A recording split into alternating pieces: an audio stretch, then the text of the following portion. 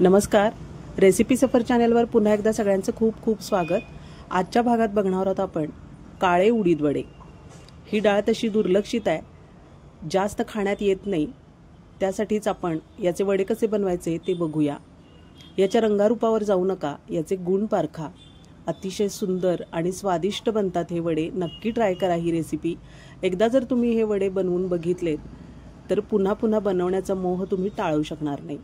अतिशय सुंदर क्रिस्पी बनतात आणि हेल्दी सुद्धा आहेत। तर बघूया आता आपण हे वडे कसे बनवायचे, त्यामध्ये काय काय साहित्य लागणार आहे ते बघून घेऊया। नक्की ट्राय करा ही रेसिपी। आपल्याला हव्या त्या प्रमाणात काळी उडीद डाळ घ्यायची आहे। अख्खे काळी उडीद सुद्धा तुम्ही भिजवू शकता। 2 पाण्याने स्वच्छ धुवून घ्यायचे चोळून आणि त्यानंतर तिसऱ्या पाण्यात भिजत ठेवायचे। 4 ते 5 तास किंवा रात्रभरासाठी तुम्ही भिजवू शकता।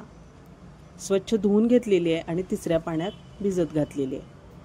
आता 3-4 तासानंतर यातलं सगळं पाणी मी काढून टाकली आहे, पण साल तशीच ठेवलेली आहे। सालासहित आपल्याला ही डाळ वाटून घ्यायची आहे। पाणी टाकायचं नाही आहे वाटताना, कोरडीच डाळ वाटून घ्यायची आहे। आता त्याआधी त्यात काही साहित्य टाकूया। 1 चमचा हिंग टाकलाय, चवीप्रमाणे मीठ टाकायचंय।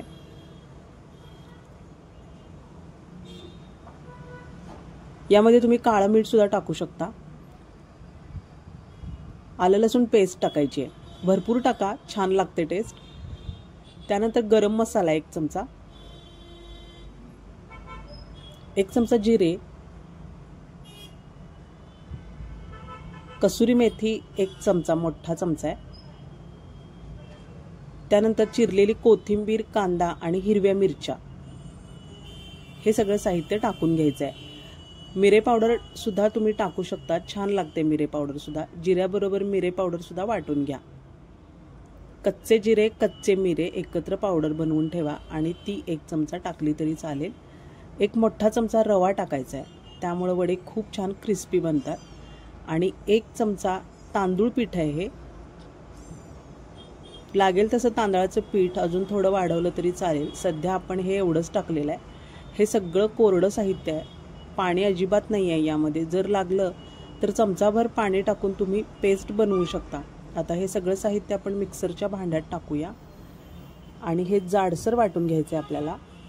पाणी अजिबात टाकू नका, पाणी खूप टाकलं तर वडे थापता येत नाही। बघा, हे सगळं जाडसर वाटून घेतले। वाटताना फक्त 1 छोटा चमचा पाणी टाकलं होतं।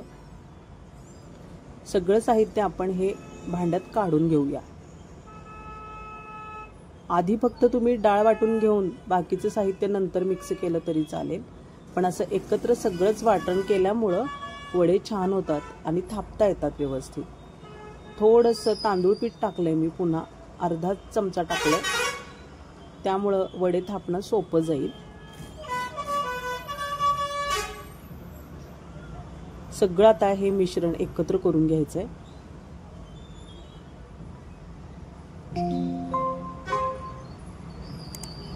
आता हे ठेवायची गरज नाही, लगेचच आपण असं हातावर वडे थापून तळून घेऊ शकतो।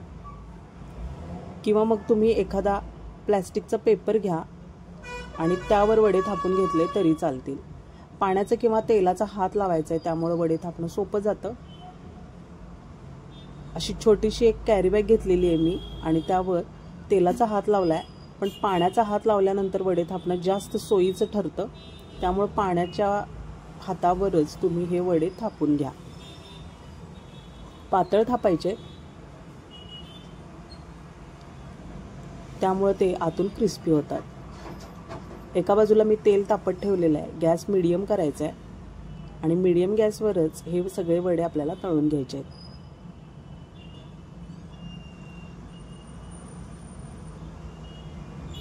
छान होतात, नक्की ट्राय करा ही रेसिपी।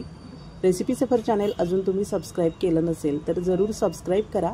आमच्या चॅनलवरच्या इतरही रेसिपीज ट्राय करा आणि कशा बनल्या ते कमेंटमध्ये नक्की सांगा। मीडियम गॅसवर वडे व्यवस्थित तळून घ्यायचे। हाफ फ्राय करून झाल्यानंतर वाटीनी प्रेस करायचे आणि पुन्हा डबल फ्राय करून घ्यायचे, त्यामुळे वडे जास्त क्रिस्पी आणि अतिशय कुरकुरीत टेस्टी लागतात।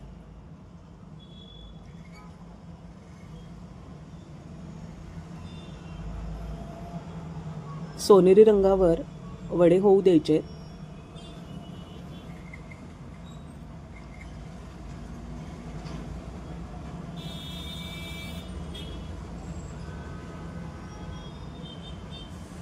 तांदळाचे पीठ नसेल तर तुम्ही 1 चमचा बेसन पीठ सुद्धा तुम्ही वापरू शकता।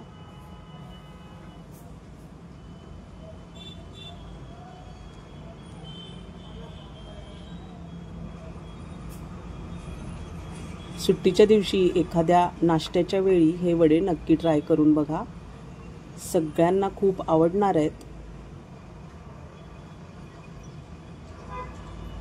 सोनेरी रंगावर झालेले आहेत। आता आपण काढून घेऊया हे वडे। त्यानंतर पुन्हा डबल फ्राय करायला आठवणीनं टाकायचे आहेत।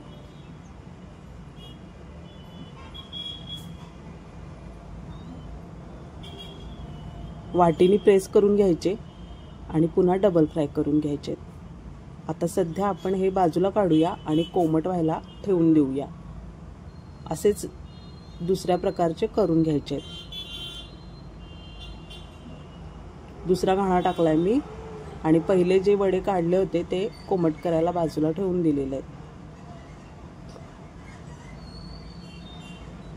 आता हे सुद्धा वडे सोनेरी रंगावर तळून घ्यायचे आणि त्यानंतर पहिले वडे पुन्हा थोडेसे प्रेस करून डबल फ्राय करून घ्यायचे।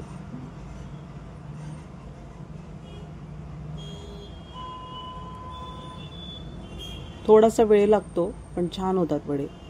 बघा झालेले आहेत, नक्की ट्राय करा ही रेसिपी। पुन्हा भेटूया पुढच्या भागात। धन्यवाद।